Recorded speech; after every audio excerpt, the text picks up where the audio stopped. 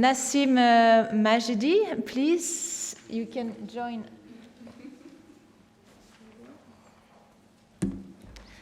So Marie-Thérèse Mengue will stay because she's the discussant on this roundtable. Nassim Majidi is the moderator. So Nassim, you are affiliate researchers in many universities, French, American, African as well, and you're also the co-founder and director of Samuel Hall. I'm also calling Peter Burgess. So Peter, you're the head of the regional office of ECHO from the European Union. Professor Ruben Mudida, you're here, okay, from Strathmore University, and Mr. Idrus Dar, Executive Director of WASDA. All right, good morning, everyone. It's a pleasure to be here with our panelists. I think we have 3 panelists today in the end and not 4. So the representative of NDMA is not here. So my name is Nassim Majidi. I'm the director of a research center here in Nairobi called Samuel Hall. I do have many affiliations to universities because I like to be an academic in the field. So I have 2 African affiliations, one with Wits University and one in Côte d'Ivoire, and one that is listed here with the US. I'm opening and moderating this panel on Humanitarian-social Nexus, the new models explored in Kenya, a way towards autonomy. And I'd like to break down that title a bit for us to see what we're grappling with, and then obviously leave the harder job to the panelists to do. So I'd like to go over 3 issues that are listed in this title. So going back to the Humanitarian-social Nexus, how do we conceptualize this? And an example is given here in the opening paragraph. Oftentimes when you talk about the Humanitarian-social Nexus, the best example or the best practice that is given in Kenya is on the Hunger Safety Net Program, HNSP, that's implemented by NDMA. But I'm looking to also go beyond that example and to see how our different panelists conceptualize the Humanitarian-social Nexus and how they rate it. What's the rate of progress that we see here?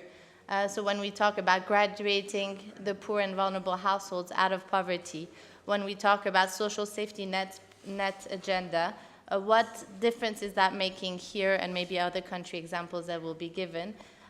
What is the impact, what is the difference that we're making through these programs, not only on people's lives, but also on the humanitarian transition, which is key to this conference.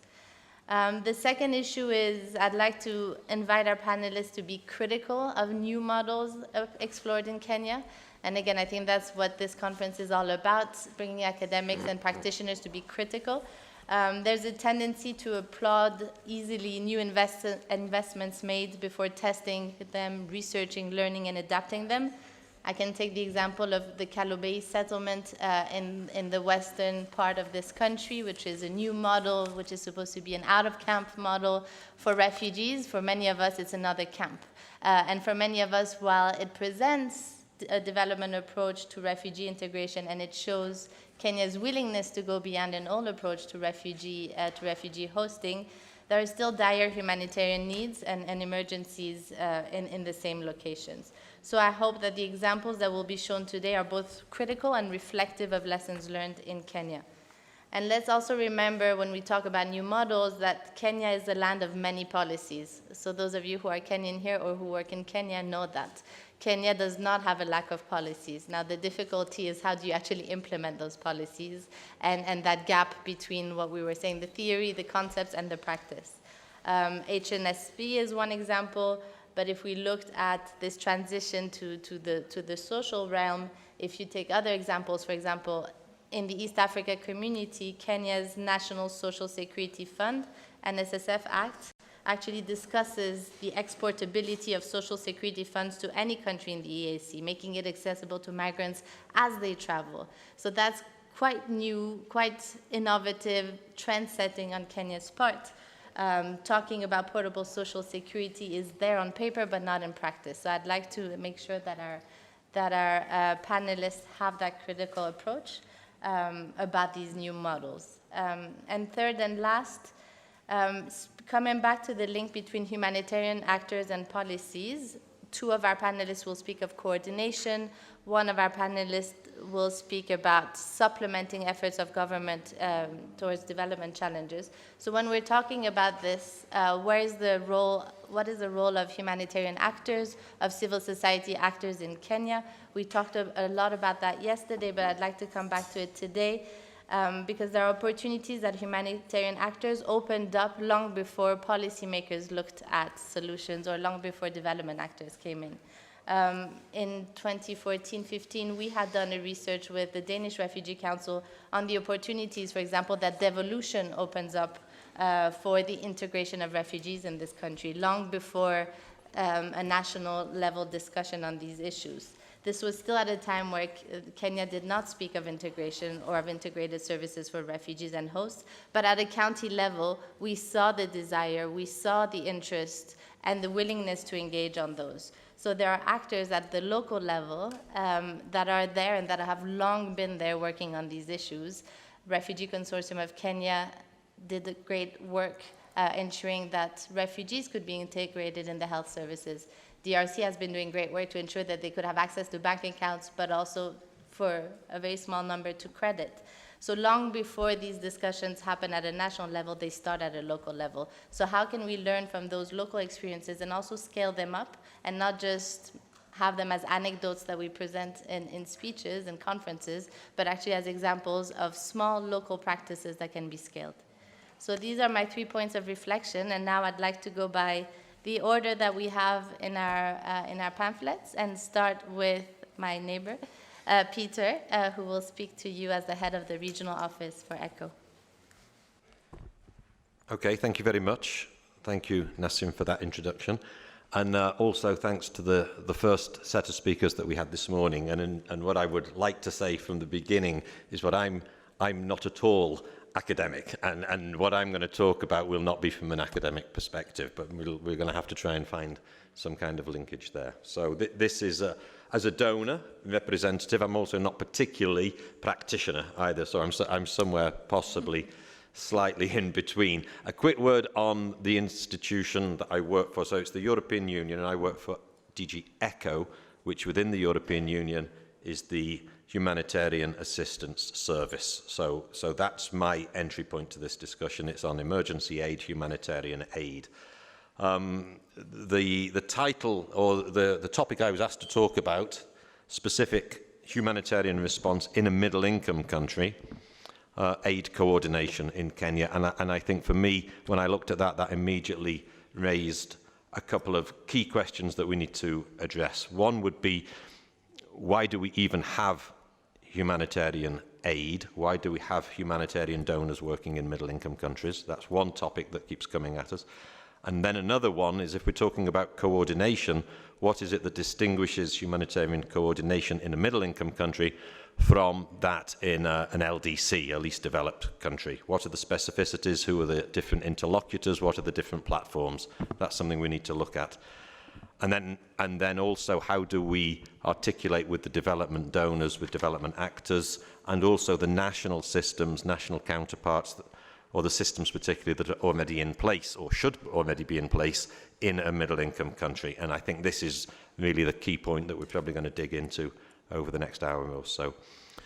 So the first question there was why do we have humanitarian programs in a middle-income country such as Kenya? I mean, Kenya is an economic hub, it's a regional hub, it's a humanitarian hub, it's a conference hub. All these things come together. Does this prejudice in any way at all the allocation of humanitarian funding to Kenya? I think it doesn't, it shouldn't. There are plenty of countries in sub-Saharan Africa where EU humanitarian aid is allocated. The largest ECHO program in the world is in Turkey, which is an upper middle-income country. And this year we've allocated humanitarian financing in the Bahamas, which is a high-income country. And about 10 years ago we had a program in Japan. So I think we have a precedent, we have a rationale, we have a reason for humanitarian assistance financing in a country such as Kenya.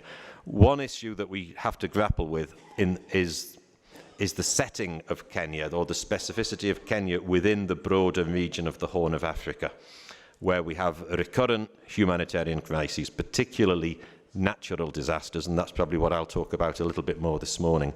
So drought and floods, where we have a much broader regional context, and when we have a significant drought or a significant spike in the ongoing arid situation that we have in the Horn of Africa, or if we have regional floods, usually the impact is larger in the neighbouring countries, particularly in Ethiopia and Somalia, and the impact somehow is less, or it's very often portrayed as less, or even dwarfed by the situation in the neighbouring countries. Nevertheless, we've heard this morning, we heard from Professor Wandiga very eloquently, we have real, urgent, humanitarian emergency needs in different places in Kenya, in different times of Kenya. And I suppose, I wasn't here yesterday, but I imagine that OCHA spoke a little bit about that yesterday. We need to keep Kenya on the map, those of us who are humanitarian practitioners. Now, on the coordination, in most humanitarian contexts, it's pretty clear. We have a humanitarian coordinator within the UN system. There would be an OCHA office. There would be a humanitarian country team. There would be a cluster system. There would be, well, all this would feed a humanitarian response plan, and there would probably be a country-based pool fund, and all the architecture would be clear, and it would be familiar to those of us who work in different contexts. In Kenya, we don't have any of that. We don't have any of it at all. So it's different. I don't know if that's because it's a middle-income country, but what we do have OCHA. I shouldn't say we don't have OCHA, but OCHA here is a regional office. What we do have is the KHPT, the Kenya Humanitarian Partner Team. And over the time I've been here, I've had the sense that's been a little bit irregular, a little bit ad hoc.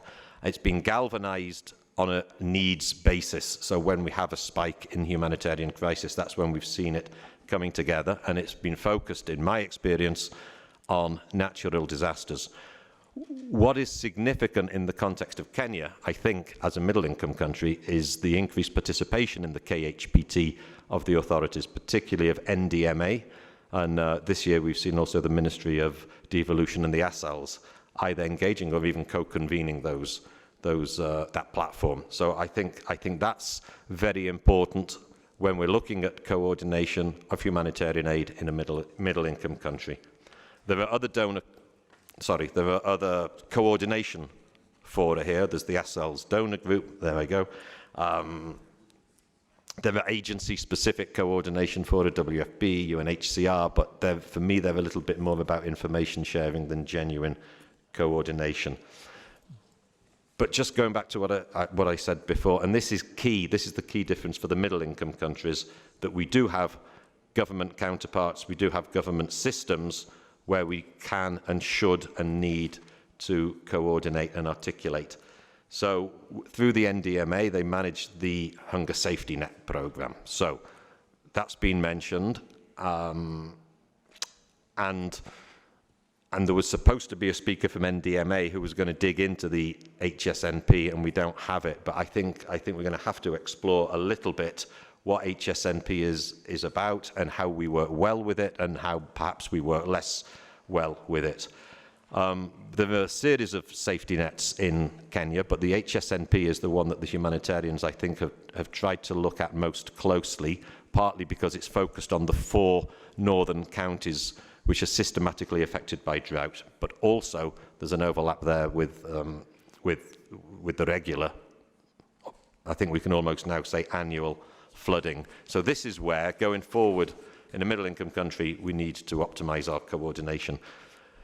But we shouldn't be, as humanitarians, we shouldn't be running the safety nets, we shouldn't be managing the safety nets. This is the role of the government. As humanitarians, we need to find our role there, and I think for me, it's about the gap filling.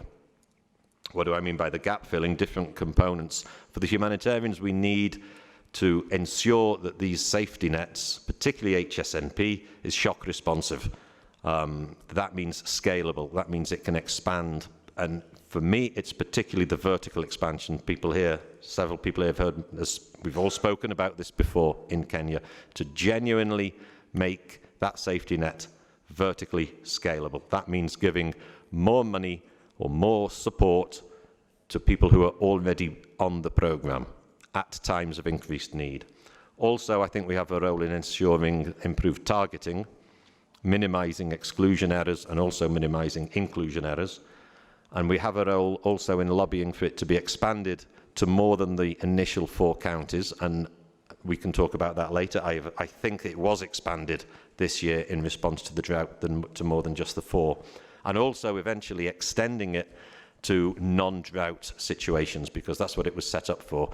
And we've spent the last several months talking about drought in the Horn of Africa, but suddenly we find ourselves this week and last week, and I'm sure next week, talking about floods, and we don't have an obvious mechanism to respond through the government to the needs of the floods.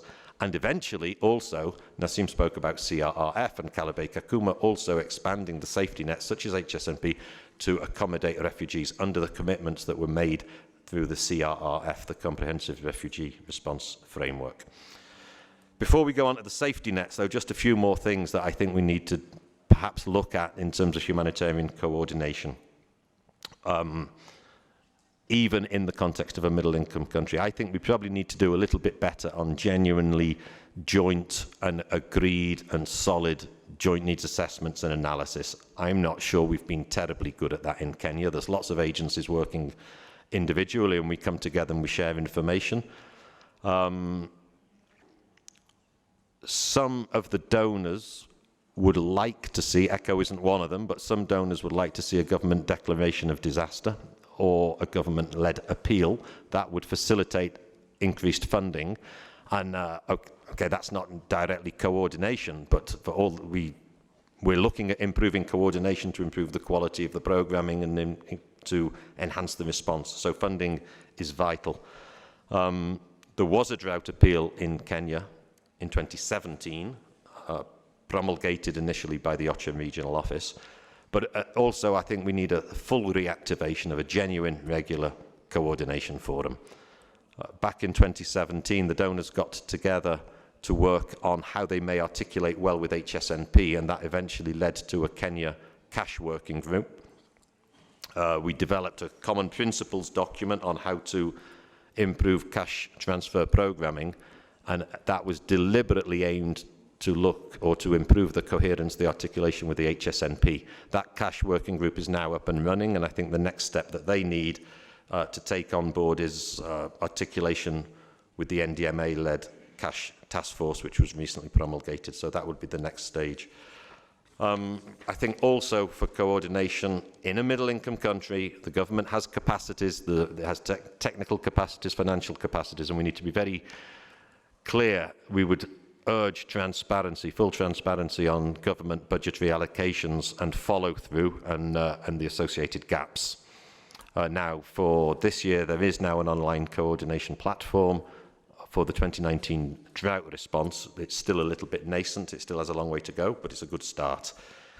And then my last point would be ensuring better coordination not only amongst the humanitarians and with the government, but, and we say it every time, with the development donors, with the development actors, to enable what has already been spoken about a bit this morning, the contiguous approach to resilience building, but we need to ensure we have a focus on the same or on similar geographic areas.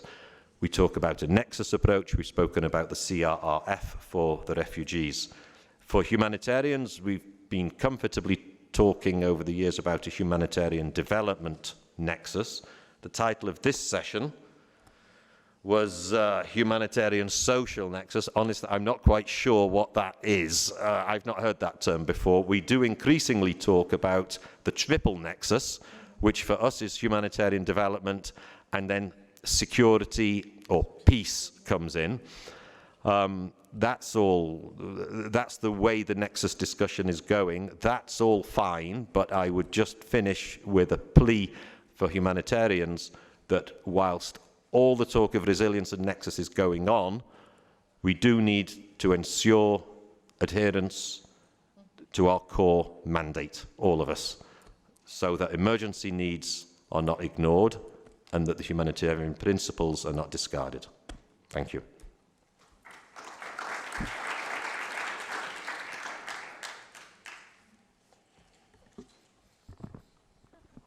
Professor Mengue, you keep your comments for the end, yeah? Okay, great. So next, Professor Mudida from Strathmore University.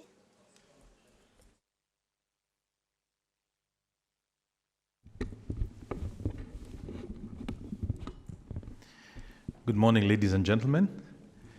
It's a great privilege to be here to share with you some thoughts on these critical issues of the coordination between humanitarian action and existing social public policies. And I must say I'm very excited by this particular area because I'm very passionate about development, and a lot of my work is oriented towards development issues. So trying to kind of see how we can translate humanitarian action and make it more integrated into existing social policies, make it more development oriented, I think is always something that I'm very interested in looking at.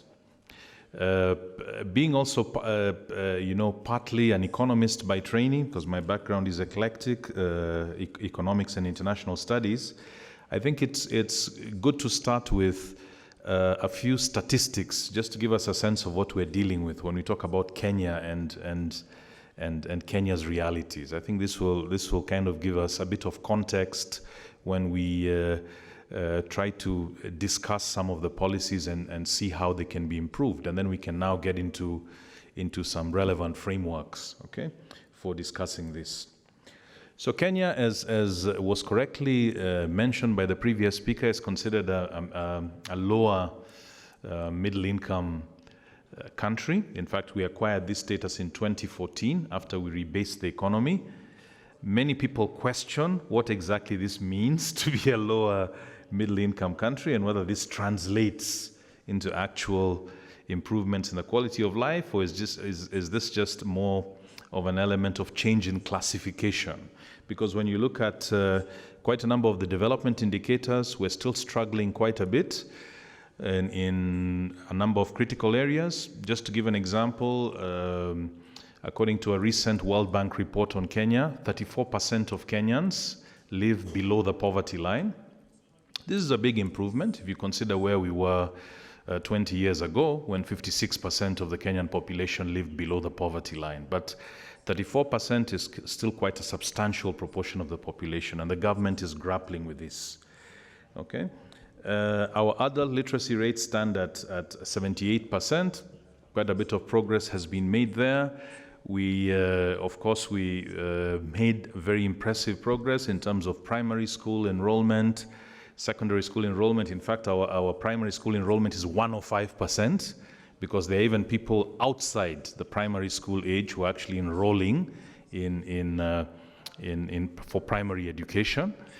All right, so we've even surpassed the 100% mark in a certain sense. But a big concern for us is in policy generally, when we think about development, is quality, not just quantity. Because yes, some of the statistics could improve from a quantitative perspective, but in education, for example, how does this translate into better quality, okay, of education? So that's one of the big challenges we're facing, okay, in many aspects. We talked about the issues of urbanization yesterday and climate change, and I'm glad these were introduced because these are very critical. Kenya currently has a rate of 26.1% of urbanization. But the interesting thing is that this is going to probably be reversed in the next 25 years or so. We will have most of the population living in urban areas because we have a very rapid rate of urbanization. So this is a very big challenge, but many of Kenya's poor live in rural areas at the moment. And so when one is thinking of this nexus between humanitarian action and public policy, one has to remember that a lot of that action, okay, for the people who are extremely poor, deals with rural areas. Of course, we have urban poor also. All right. Then we've talked quite a bit about government and role of government in this particular perspective. I must say, from a fiscal position, because we're probably looking up to government to be able to come in and step up and achieve this integration between humanitarian action and social public policy. I just say the Kenyan government is very stretched at the moment. Last year we had a fiscal deficit of 7.7% of GDP.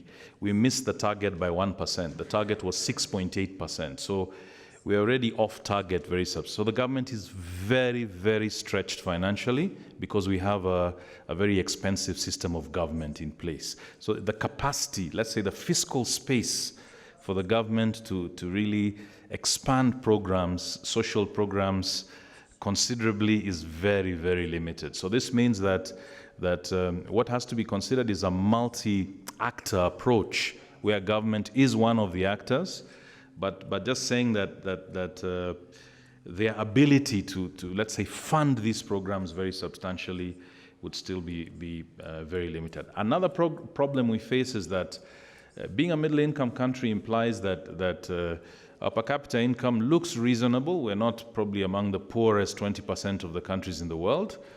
Okay, but one of the big challenges we face is inequality. Okay, we have a high level of inequality. Our Gini coefficient is at 48, close to extreme inequality.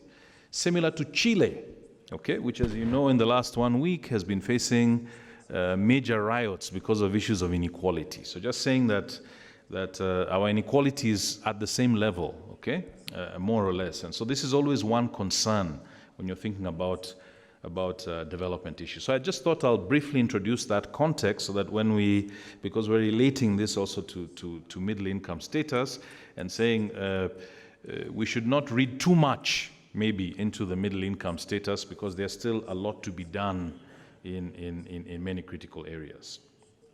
Okay.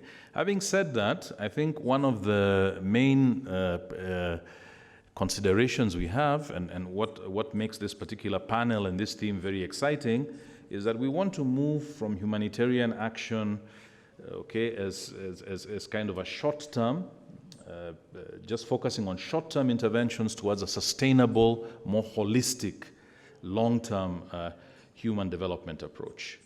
Okay, and just saying that when we talk about that, we have to remember that in Kenya we operate in despite some successes that were mentioned earlier. Okay, in this regard, we operate in a very complex policy environment where we still have very many gaps and very many challenges, and even we are trying to come to terms with trying to make our policy making process more structured, more effective, okay? And whereas the program, the hunger program that was mentioned earlier is a move in the right direction, I must say in terms of the broader policy context, there's still a lot of work that needs to be done, okay? So this nexus then becomes very important. I will, being an academic, I'll bring in a few frameworks that I think are relevant to try to analyze how this humanitarian action and social policy framework can work. And I think one of the important ones touches on the last point made by the previous presenter, and he talked about the triple nexus, okay, which is security.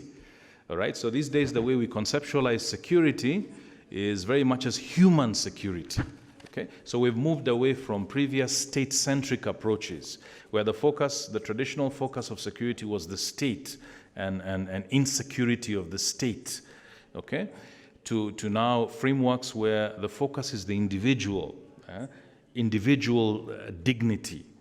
Okay, and I'd say that provides a very powerful framework for, I think, this nexus between humanitarian assistance and development policy, because it gives us a sense of what different facets need to be addressed. And there's a quote I like very much that I will read from the earlier literature on human security, which is by Mahbub Haq, who did a lot of the initial work, where he says that human security is not concerned with weapons, it's concerned with human dignity.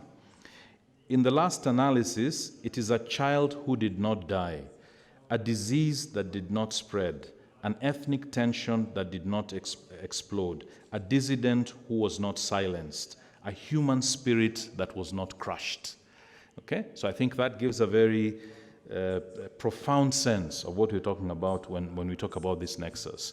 As we're trying to achieve greater development, more long-term sustainability of humanitarian action, ultimately we're aiming for greater human dignity. And in a context like Kenya and Eastern Africa more broadly, there's a lot of room for these particular issues to be addressed. Just to mention the facets, when we think of human security, some of the facets we're thinking of, we're not simply thinking of economic. Of course, we think economic are important, okay? Economic security, but we're thinking of food security, which has received a lot of emphasis here since yesterday, and it's a very important facet. We're also thinking of health security. We're thinking of environmental security. This came up yesterday in the climate change discussions, and then we're thinking of personal security. Just another framework that I find very useful, because part of the earlier work I did in my career was on conflict analysis and peace studies. A framework I found very, very useful in conceptualizing Kenya's context and ties very well to this issue of long-term development is Johan Galtung's structural violence. Because when we think of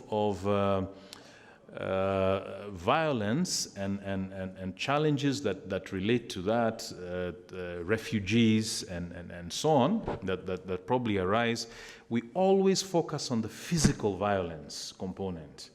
And that's one of the major limitations in our policy in dealing with these problems, that because we focus on the physical violence aspects of conflicts, and as you know, some of the northern counties also, because they're near the frontier, they're also particularly vulnerable to different types of conflicts, then we tend to focus on the effects of that a lot. But then sometimes our policies miss the point, because then we end up focusing just on the symptoms, whereas what we should be focusing more on, and this is where long-term policy interventions should be, is we should be focusing on anomalous structures in society, okay?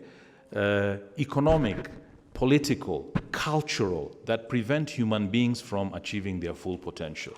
And that's the sense of Johan Galtung's structure on concept of structural violence. In our policy approaches, we focus a lot on physical. So we want to deal with the physical violence, but that only deals with the symptoms. And I think, in a sense, this is what we're trying to do when we examine this nexus between humanitarian assistance and social policy. We don't want to just deal with the symptoms. We want to deal with the root causes and the root problems. And that's why a development-oriented approach is very important. Because if not, then the problems tend to recur, okay? And so I think that framework, and also, of course, human security is very central when we're looking at this.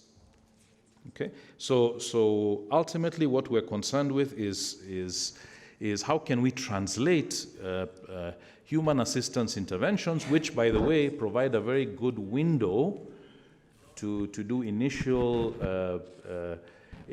kind of, let's say, incipient or nascent social protection systems. They provide a window to begin to build, and then this has to be reinforced by government in terms of building more kind of long-term frameworks.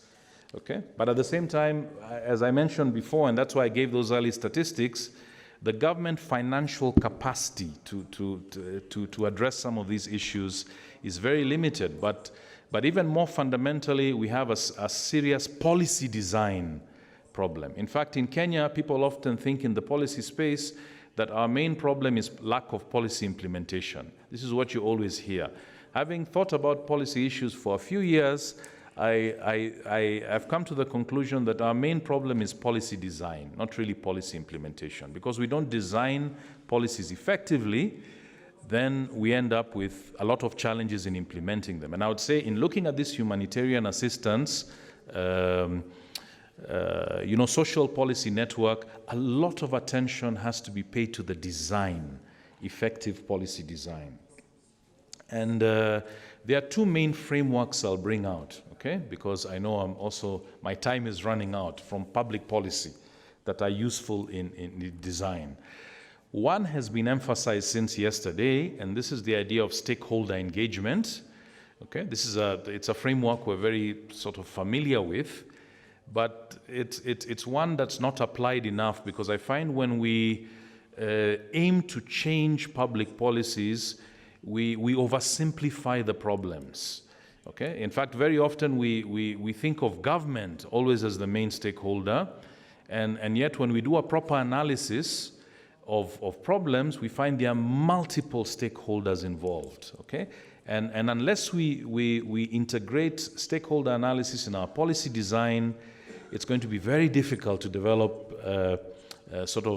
sustainable social policies that deal with this. So this needs to be institutionalized much more. It's not integrated enough, and so many of the policies we come up with, in fact, suffer from inadequate stakeholder analysis and engagement, and as a result are very difficult to implement. So the main problem is not, as is usually thought, lack of implementation, it's lack of proper policy design.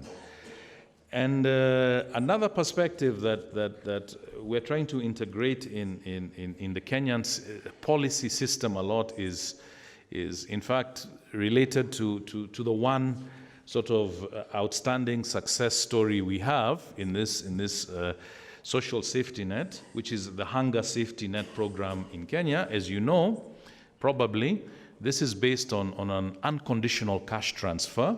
So this is an approach that's being tried out quite a bit. Okay, this idea of cash transfers, because the idea behind it is that many poor people, many people suffering from extreme poverty, just need a chance. They need a break. If you give them a break of some sort, then very often that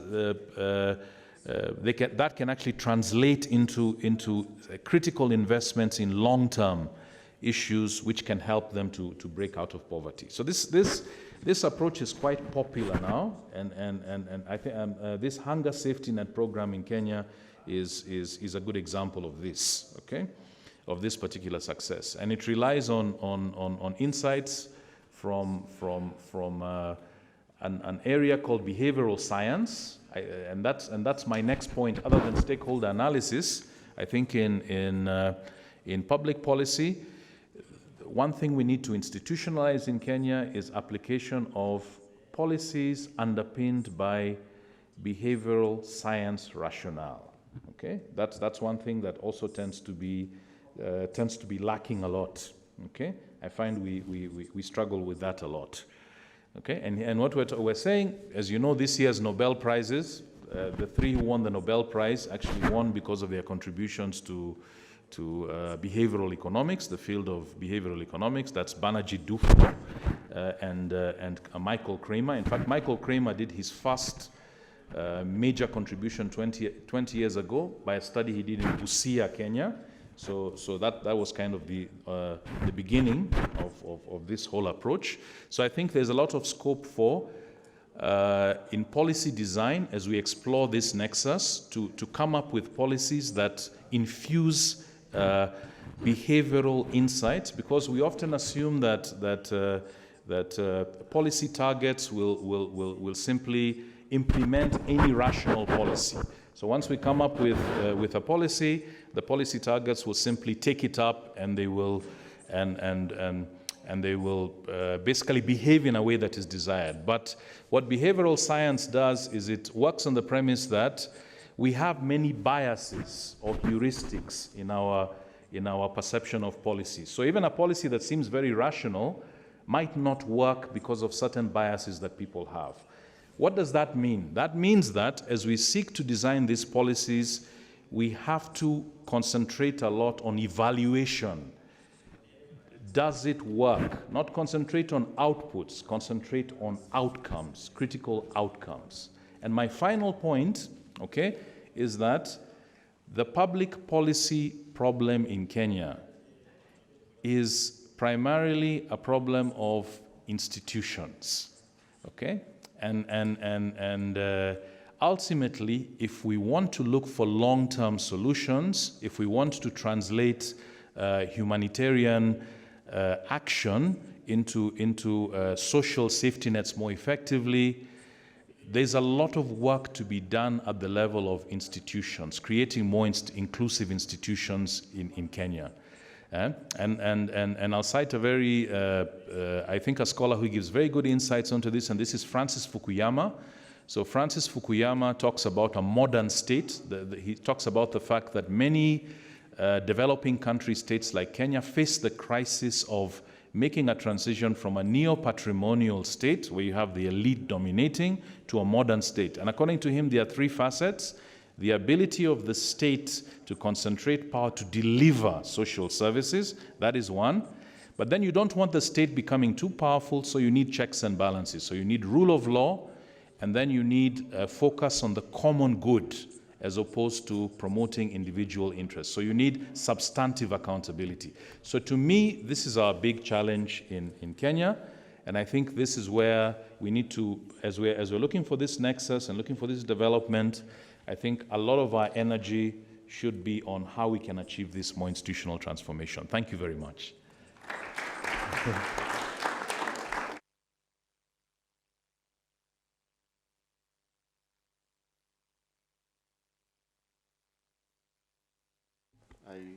I want to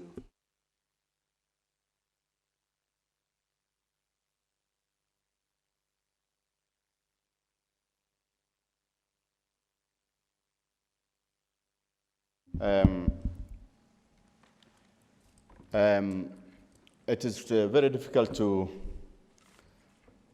speak after these academicians. I'm not an academician. I'm a humanitarian practitioner for half of my life, grassroots practitioner. So I'll speak for what I know, of what I know. The other thing is I've been asked to speak on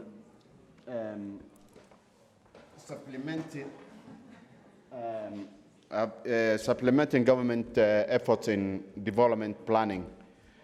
One thing that you'll find, can you go to the next one, please? You'll find in gathering information on supplementary programming in Kenya was very difficult because there's no central repository, which should have been kept by the Minister of Planning. So everything about us is ad hoc. People come to ministries, do their things. These things are not brought together somewhere. The discipline is worse even at the county level. So that was one major challenge in getting information. The other thing is apathy at the government offices where you go for information and people don't take you serious, especially if you don't carry big names. And for us, small organizations, because we are unknown, it becomes very difficult for us, especially senior government officials who have such information in their custody, to relate and integrate with us. The institutions, organizations that support government efforts are listed there: multilateral, bilateral, United Nations, NGOs, faith-based organizations, diaspora, and foundations. The three top institutions, I think everybody knows. NGOs, majorly involved in education and health. Faith-based organizations have been here long, even before the British came to Kenya. So, and running schools, health institutions, all that. And diaspora, more recently, heavily investing in Kenya in real estate, in education, in health, increasingly now. Those are the major supplementers of development government office in Kenya. And then, how do I move this forward? Then I want to start at the local, what we do at local, with local communities. Majorly, ours is more on advocacy, on campaigning, on awareness creation, on sensitization, in public participation in country planning and budget processes. We support and participate in reviewing the plans. We insist on social accountability. by supporting government in developing communities, developing scorecards. We are majorly in disaster risk reductions, planning and training and mentoring. We have been supporting development of ward. You know the wards are the smallest government units in the country. There is the ward, there is the county, and then there is the country. And then what we do also is to link communities to service providers. Like the water section where we majorly work, we link committees, water committees to, let's say, Davis and Charlotte. That's a major water provider, so that we are not needed next time. And then at country level, participation in coordination mechanism and biannual assessments, that will contribute to planning, response planning, recovery planning, development planning. And at the county level, again, have you heard of the county integrated development plan? It's a 5-year plan normally, and we look at it. We participate in its development, in its execution, and its review, because the county development plans are supposed to be reviewed annually, and then again we have supported in development of policies. In Wajir, the regional policy, range management policy, was developed with the support of some actors that are here, majorly Oxfam. We are supporting development of bills, water bill now, and then there are consortiums. Are they called consortiums or consortiums? You excuse me, my English is my 4th language, so so there's this other consortium now in climate proving, developing climate finance program and all that. And then there are also programs we are supporting innovative development initiatives, asset protection, value chain, market and governance. Let's go to the next place. At national level, our major issues about advocacy and disaster management, operationalization, linkage between national and county levels, and we play the role of being voices for the arid and semi-arid lands and prioritizing actions that. Then we also fundraise for development programming, for recovery, for emergency response. And then finally, we mentioned programs that that have been mentioned separately this morning, like Hunger Safety Net program. The organization I work for implemented the pilot Hunger Safety Net project in 2008 with Oxfam and other organizations here, and we took part also in the registration for this current phase. They are challenged. There are successes and they are challenged. The success is that people, however limited, they are getting predictable income, which is part of, so that people know what they expect and they can plan for that. They are challenged majorly. I come from a village called Habasweine in Wajir, and the richest man is a beneficiary of Hunger Safety Net program because of poor targeting. So again, these are things things that happen. So this is what I wanted to share with you. I hope the government, especially the Minister of Planning, was here so that it could supplement what I contributed, but my limited knowledge is what I availed. Thank you very much.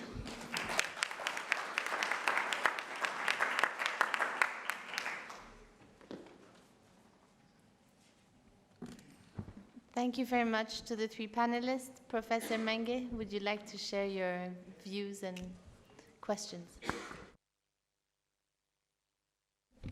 Merci de me passer la parole. Je remercie ici les panélistes pour leur brillante intervention.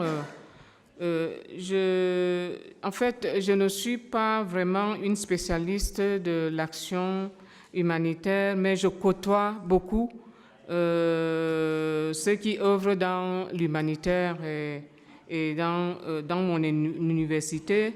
Je collabore beaucoup avec les collègues juristes qui ont mis en place un programme de formation en droit humanitaire et en droit de l'homme.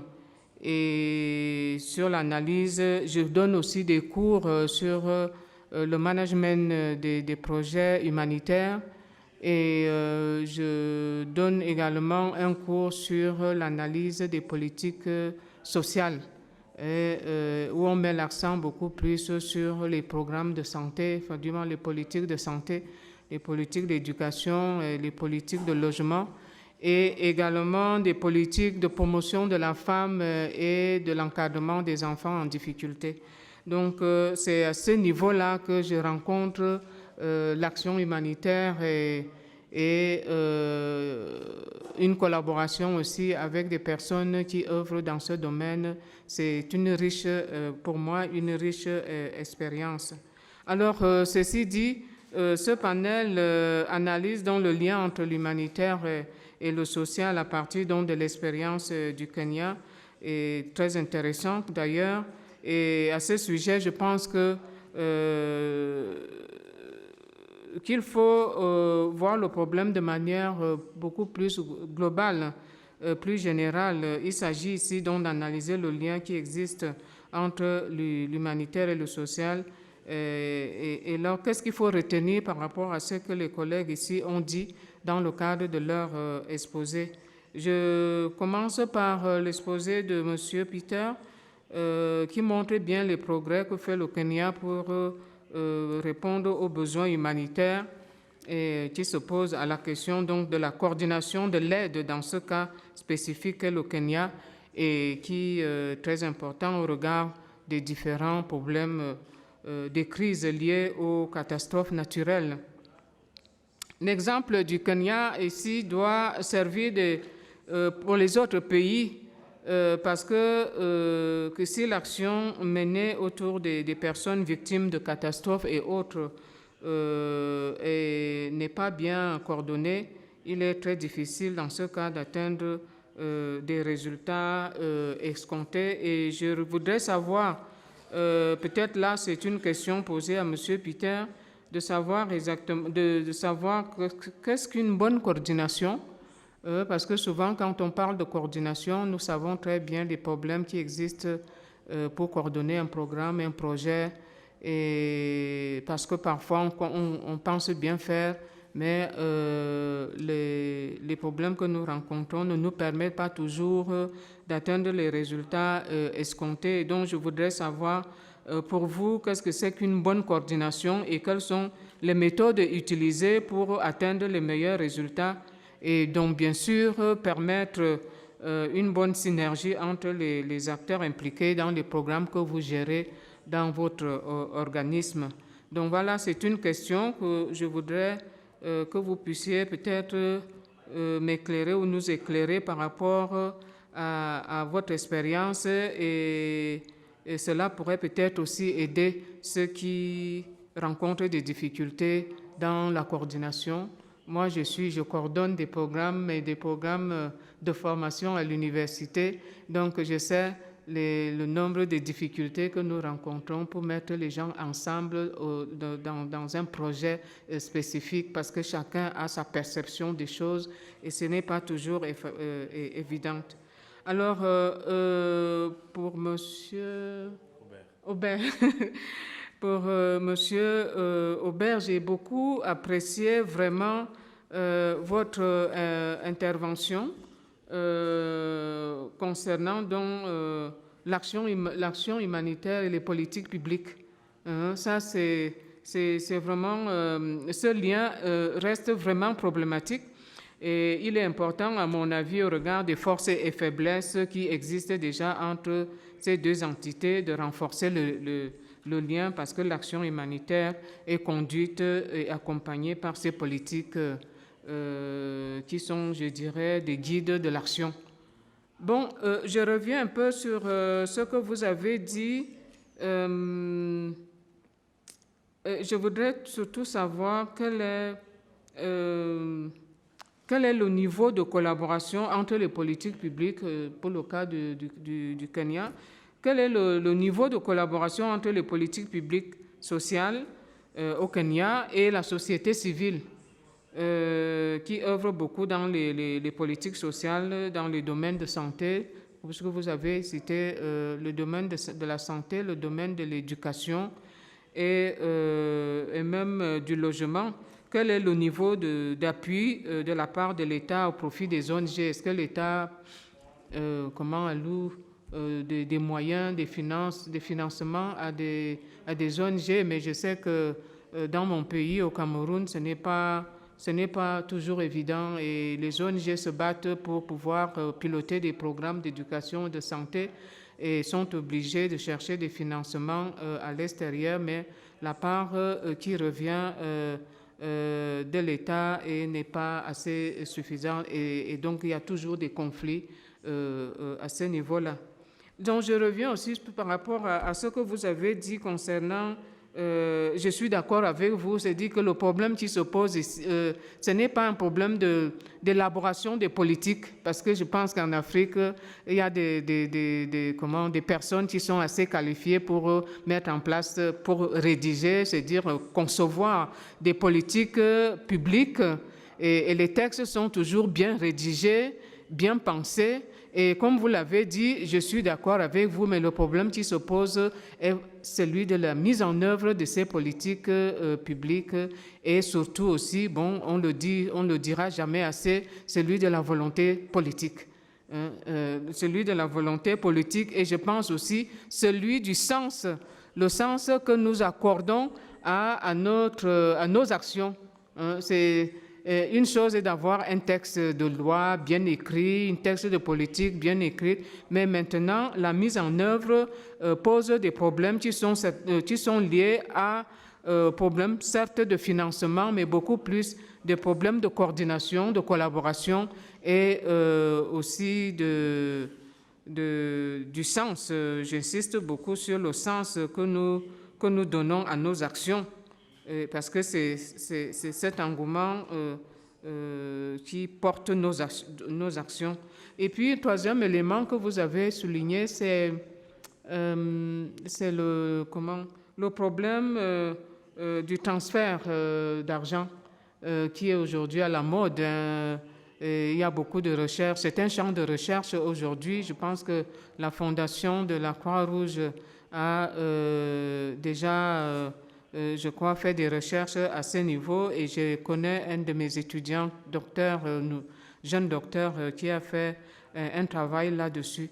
Mais c'est important pour les populations, pour les familles, parce que ça permet de résoudre un certain nombre de problèmes. Et puis, bon, ce que je voudrais souligner par rapport à ça, c'est dire que dans le domaine de la recherche, puisque la recherche est au cœur de cette conférence, dans le domaine de la recherche, ce qui est important, ce n'est pas seulement de dire que les populations, les familles en ont besoin et c'est important pour elles, mais c'est surtout d'analyser les logiques sous-jacentes de ces transferts et puis d'établir un lien entre le transfert des fonds et le développement socio-économique dans nos pays aujourd'hui. Bon, je ne veux pas monopoliser la parole. Voilà ce que je voudrais dire un mot par rapport au dernier exposé qui porte sur compléter les efforts du gouvernement pour faire face aux défis du développement. Je dirais que le terme compléter m'a un tout petit peu gêné parce que moi je pense que c'est une exigence. C'est-à-dire que c'est une exigence pour la société civile d'œuvrer aux côtés de l'État. Donc, ce n'est pas qu'on apporte quelque chose à l'État, mais on est ensemble avec l'État pour mener ensemble les programmes et dont les États ne peuvent pas travailler seuls. Il faut pour cela une synergie autour des différents acteurs que sont les ONG, l'État lui-même, les universités, les laboratoires de recherche, sans oublier bien sûr les populations elles-mêmes qui sont au cœur de nos actions. Voilà.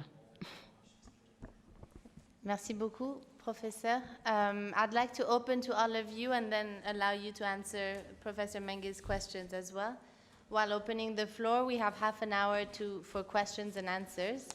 And as much as possible, I'd like to encourage government representatives who weren't sitting here, if any of you want to chip in and chime in on these issues, civil society actors, I'm really looking forward to hearing from you.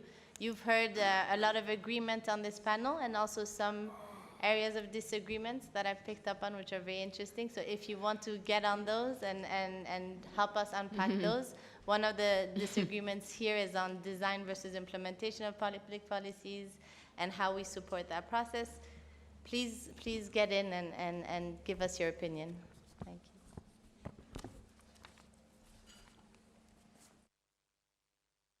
you.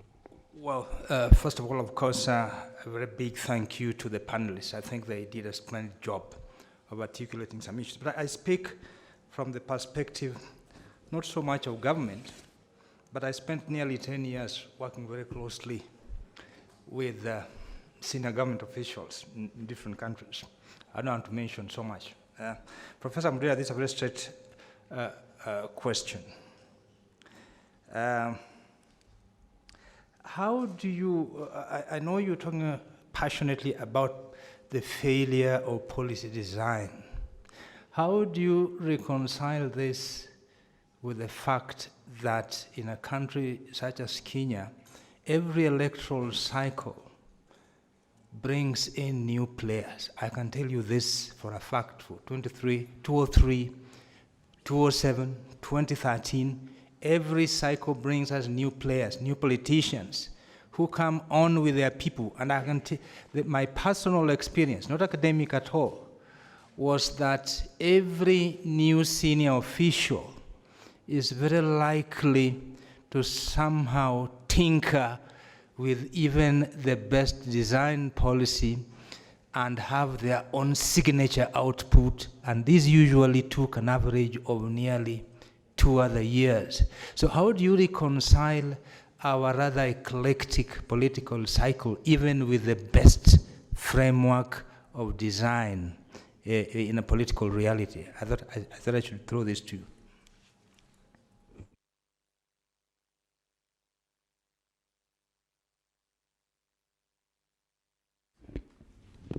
Thank you. I'm Yusuf Dauda.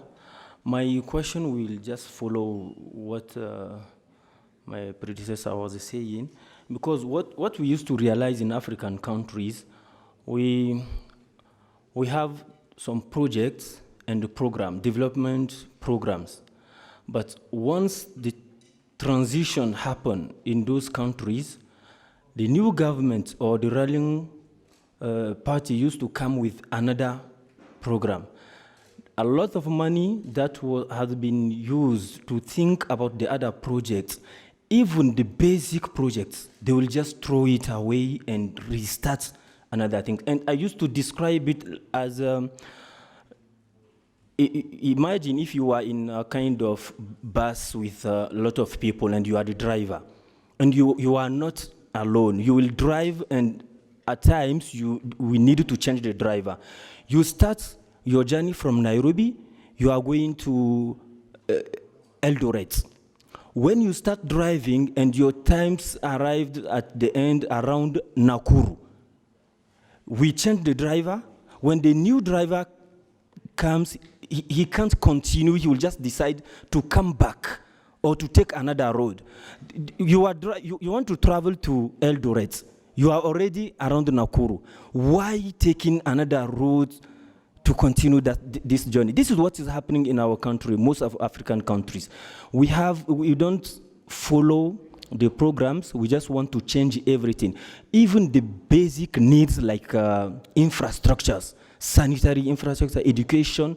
How can we forget, how can we be changing education model every time if we change the ruling party? And I don't know what is also the role of opposition. What are they doing? Even that civil society, what are they doing? Who is member of the society? Because for my case, I even don't recognize myself in those kind of organization. At times you used to ask yourself, what is my place? Am I in the ruling party or in the opposition or in the civil society? You even can't, because it's just a little group of people who are saying we are in this particular group, and they are talking with the name of everybody. The last point I want to put out, I'm If you can confused. turn it into a question, your last point also for the panelists. Yeah, this is a question. I'm confused. After what Mr. Robert said and the other lady, I'm sorry, ce que j'ai compris, you talk about policy design and policy implementation. And what I heard is we don't have the problem is not related to implementation, but on design a policy. But finally, according to what she said, she was saying the problem is related to the implementation, not the design. This is what I heard from what she said. I don't know, I'm a little bit confused. Thank you. Thank you. We had one question behind you. Yeah, okay, I'll be very quick. I'd like, Prof, that you outline the current, format that exists for stakeholder participation in policy formulation, and then tell us how you envisage that it can actually be improved. And then for Idris, I've looked at many of the first CIDPs, and I noted that many of them, what was in the main text was completely out of line with the proposed action plans and the programs. So in your view, what, from your perspective, what are the critical capacities that really need to be plugged in to enable counties, particularly the ones that you're familiar with, to basically execute their programs better? We'll take one more question and then two more questions and then answers. Yes. Thank you. I'd like to thank the panelists for the good job they have done. My question is a bit cross-cutting. It is something related to policy and also humanitarian. There is this term called refugee. When does somebody become a refugee, and when does it end? Considering the time and the economic contribution of that person to the host country. Why am I saying that? Let's take the Somali refugees. They have been here for the last 30 years, and apparently they are not ready to go back.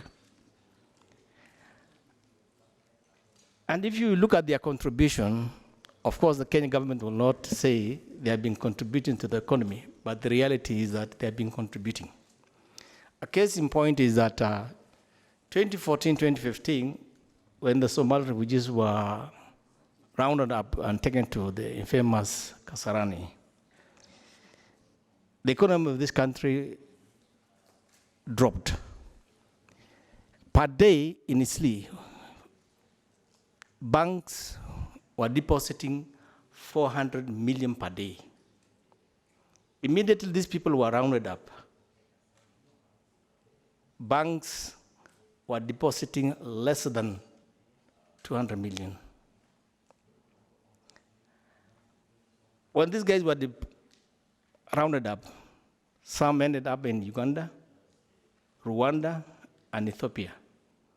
The economic performance of those three countries was not that much good.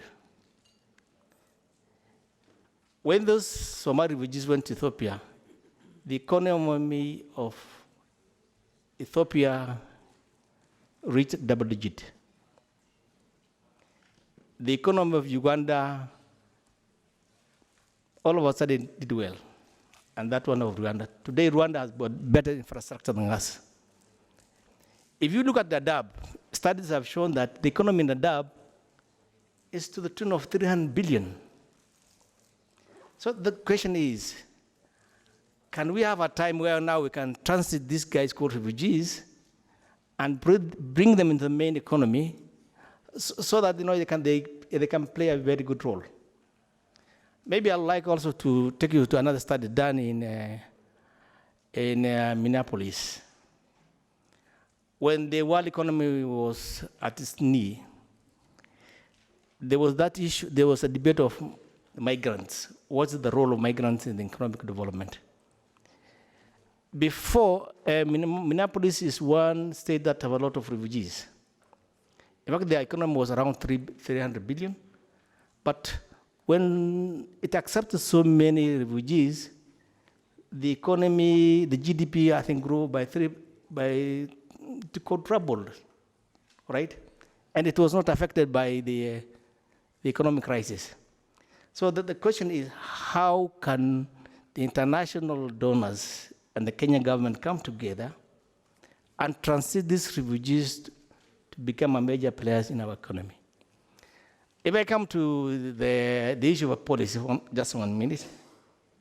Yes, the issue of policy design is a major problem because it does not capture, one, the behavioral aspect of the people. But not only that, but in Kenya, there was no one time we have ever evaluated our policy and say this was a success and this was a failure. So most of the policy we develop is a responsive, is a knee-jerk reaction to donor funding. Thank you very much.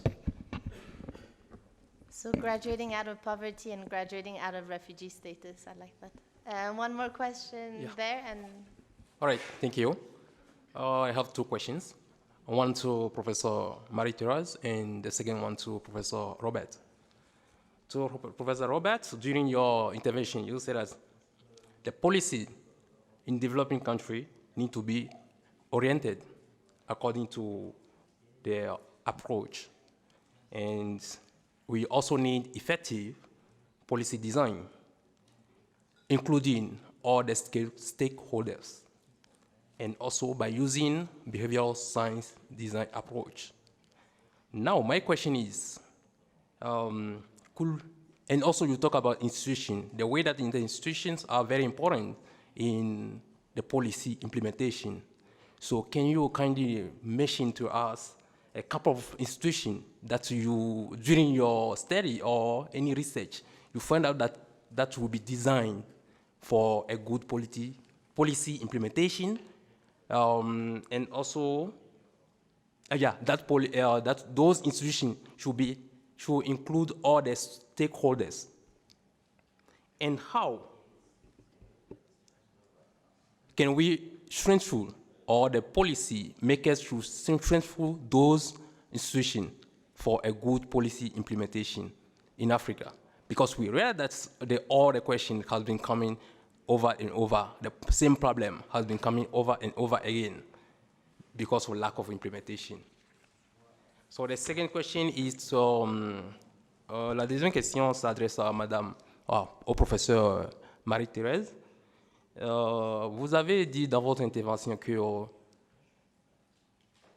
pour mieux effectuer des recherches au niveau des sciences sociales, nous avons besoin des économistes, des sociologues, pour pouvoir, qui sont des socles. Maintenant, il s'est avéré que pour pouvoir effectuer des recherches dans les sciences sociales ou bien dans le domaine humanitaire, il y a souvent des problèmes de manque de données pour pouvoir effectivement effectuer les recherches qu'il faut. Selon vous, comment les chercheurs et les institutions de recherche peuvent collaborer pour pouvoir mettre à la disposition les données qu'il faut pour les recherches qu'il faut? Merci. Thank you for all your questions. We'll stop here. Votre dernière question sera parfaite aussi pour le dernier panel du jour, qui se focalisera vraiment sur cette question-là. So you have 5, 6, 7 different questions. Over to you. Peter, would you like to start? I'm not sure if I got one. I was... Okay, what is good coordination? How long have we got? I know what it isn't. I think well, you had OCHA here yesterday. I don't know, you should have asked OCHA because they're the UN-mandated agency to ensure good humanitarian coordination. I think sometimes we overdo the coordination. There's a plethora of coordination for what it isn't is a lot of people sitting around a table telling each other what they're doing. And that's sometimes a trap we fall into. I tried to speak, I hope I spoke a little bit about having a joint agreed, I spoke about needs assessment, but we can dig into that a bit. It's about a problem analysis, getting everybody on the same page of what we're actually trying to address and link to that a solid response analysis. The point of good coordination is, I think, to increase the effectiveness of the program and probably to increase the efficiencies. So good coordination is about shared information, but it's not only about sharing information, it's about pooling capacities, it's about pooling human resources, logistics, and identifying common approaches to a problem. And ensuring, in the context of what we've been talking about this morning, coherence with established platforms, established government capacities. We spoke a lot about the social, about safety nets. Yeah, so I would say that's what we're aiming at with it. If it's about information sharing, let's be clear, it needs to be made available, it needs to be updated, it needs to be accurate, it needs to be transparent. I think that's that, and it needs to be digestible as well. And sometimes we get an overload of information, and different organizations or different stakeholders within a coordination platform provide it through a different lens, and then it's very difficult to add it all up. I like the idea, Professor Medida spoke a lot about multi-stakeholder approach. Of course, it should be as inclusive as possible, but I suppose if it's too wide in its ambition of a multi-stakeholder approach, it's hard to gain traction and to really get it moving. I was trying to think of a good example, and I'm going to be brave and say one that you might be surprised, but I think I might be surprised coming from me, but if we take these annual appeals, and we don't have one in Kenya, but in some of the other countries in the region where some of us work, now increasingly called the Humanitarian Response Plan. It used to be called a CAP, but it's an appeal document effectively. I mean, a few years ago, these were UN-led, UN-centric, and it was all about mobilizing financing for the UN. I think over time, we've seen this process become much more inclusive, genuinely coordinated, maybe not led by the government, but certainly subscribed to by the relevant government agency, and also inclusive of broader civil society, international NGOs and national NGOs. So that may be a good example of where it's worked.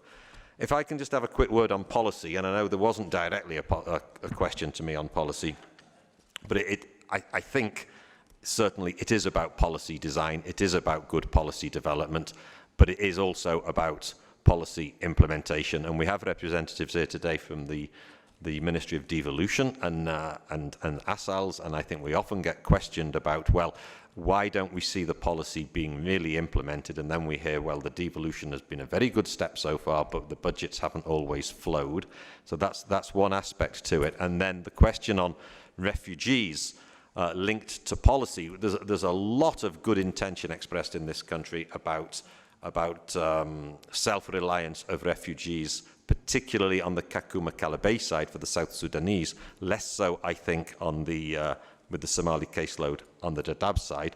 What we lack, for all the commitments to the CRRF, what we still lack in this country is a promulgated legislative framework. We've had a refugee bill stuck in the parliament for I don't know how many years, and until that goes through, we are still left with the previous Refugee Act, which has an encampment policy. So that's where we need to get the policy going on the refugees. But how long is a refugee? We do have legal definitions of that.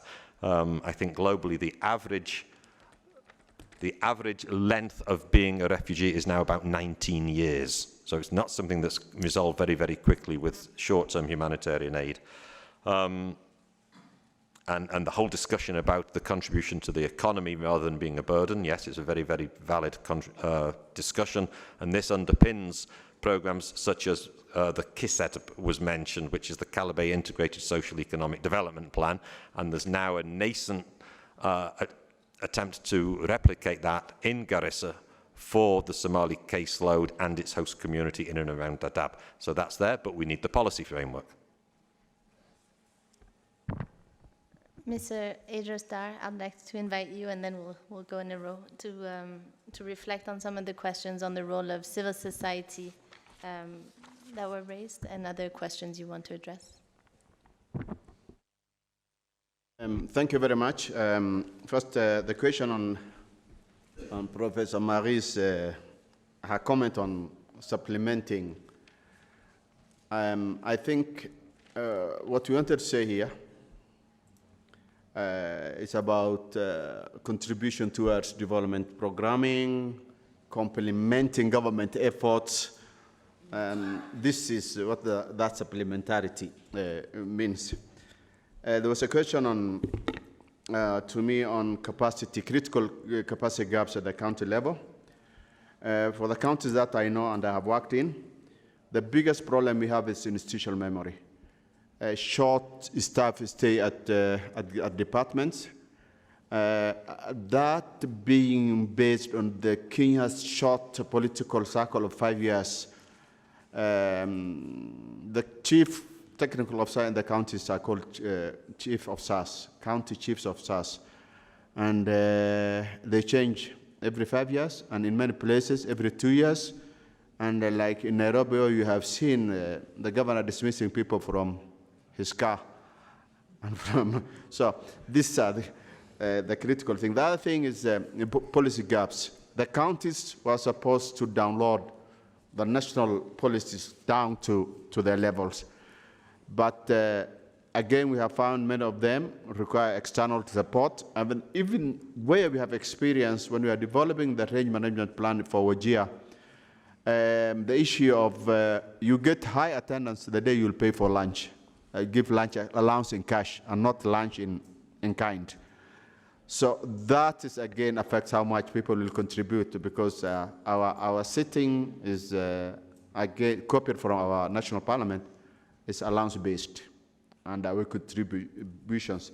The other critical gap at county level is technical. In the county where I come from, technical personnel, how do I put them, are idle. They are idle, and their selection to lead key county departments was not based on competence and experience, but on political goodwill. You'll find a teacher leading the Ministry of Finance and the vice versa. So these are the issues. And then one other thing is a major gap in the counties is discipline, in that people are not serious about what they are doing, and they are not contributing to the counties. In our work with the government, as stakeholders, as CEOs, we have two issues with the government. One is seriousness and institutional memory. The other one is the government being a government. I treat the government like fire. You know how you use fire? If you keep far away from it, you become, the cold affects you. If you go too close to fire, you get burnt. So in Kiswahili, we say the government is like fire on water kwa mbali. I don't know how you can say that in Kiswahili. But again, our work with the government, we want to be at a distance so that we don't get burnt.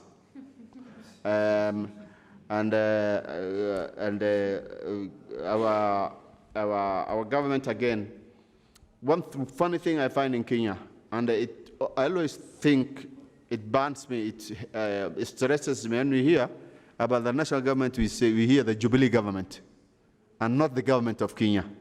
So that means it is party manifestos that our government, and not that dream of a Kenya that is not affected by the political circle. On collaboration between public and civil society on policy development, I have said, and it has been mentioned yesterday, the academia, the universities, the CSOs, the foundations, whatever contribute to policy development in small and big ways. Thank you very much. Professor? Thank you very much for those wonderful questions. Being an academic, my response will be long and complicated. So I'm just warning you. No, anyway, that's on a light note. All right. Well, on this issue of design and implementation, I think this has been raised a lot, and I'm very happy it's been raised, because I managed to provoke your thinking, okay, quite a bit, because I know there's a lot of emphasis on implementation. My point was, in policy, do we want to deal with the symptoms or do we want to deal with the real issues? Okay? Implementation is late in the policy cycle. Policy works in a certain way.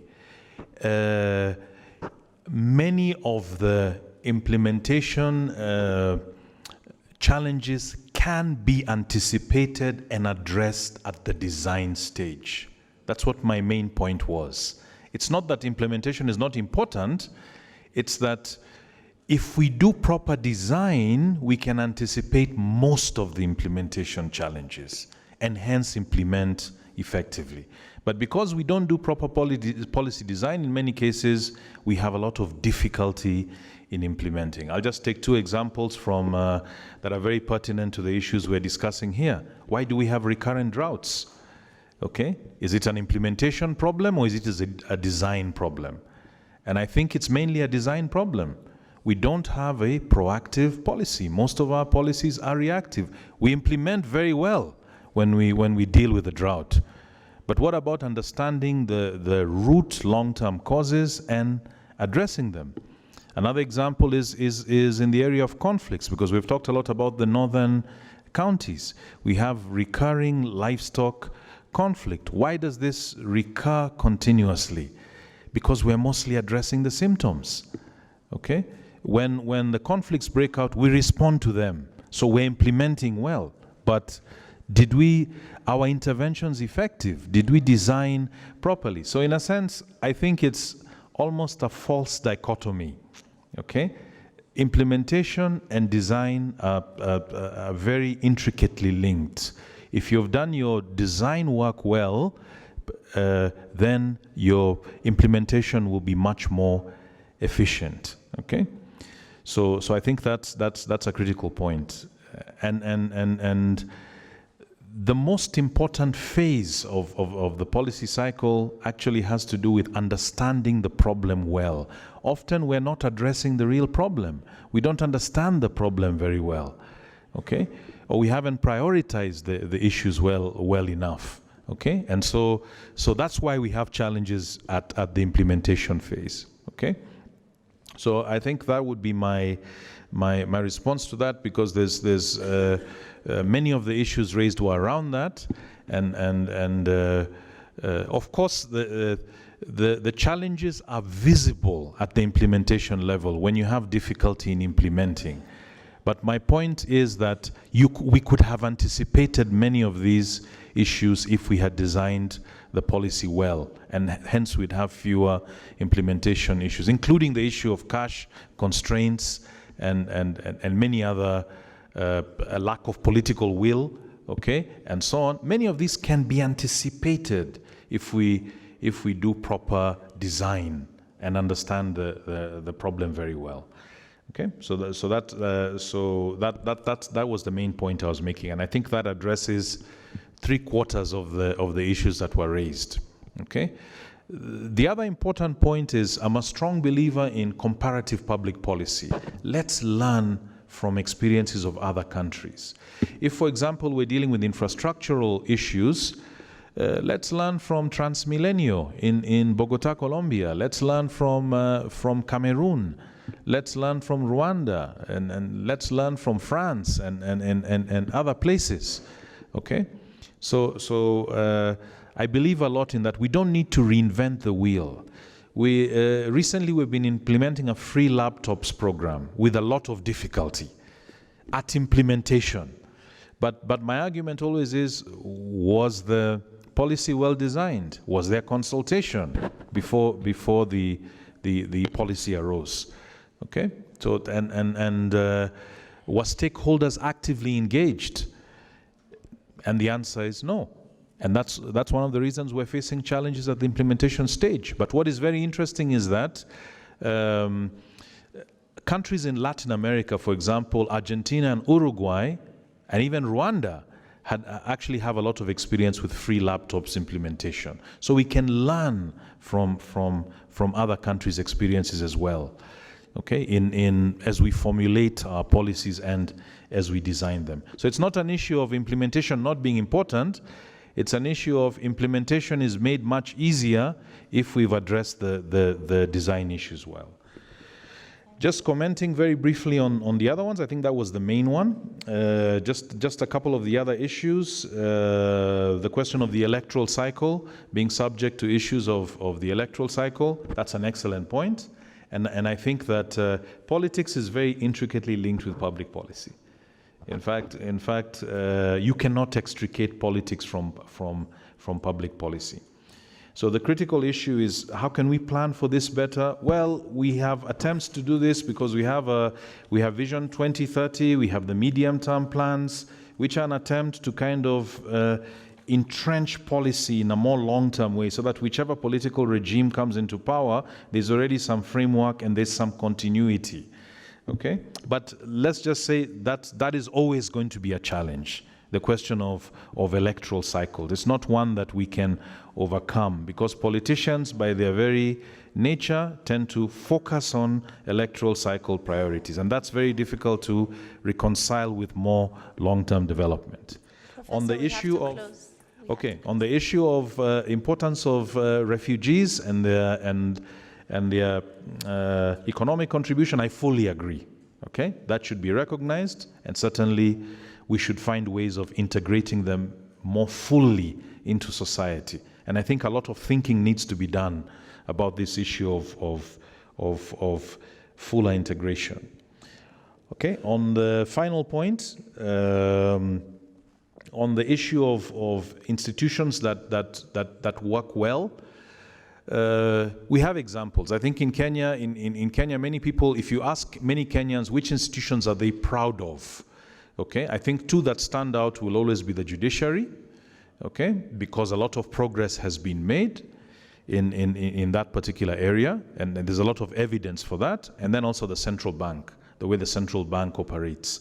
And these have both, whereas we're struggling a lot now with fiscal policy, no one will fault the monetary policy. The monetary policy is very well designed, it's very well executed, okay?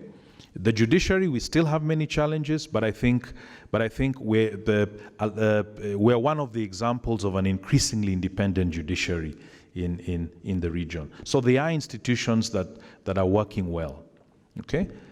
And I stop there. Thank you very much. I think we're going to break now for 10 minutes and resume at 12, but I liked the tensions and the debates around implementation and design, and I'll go back to just something Professor Mengue said. It is really about political will, because I do think in Kenya we see years and years spent on design and on draft policies that are never enacted. So I think it's not necessarily always a design issue, it's about the political will to actually have a good design and then have a good implementation. So thank you, Professor Mengue, for that.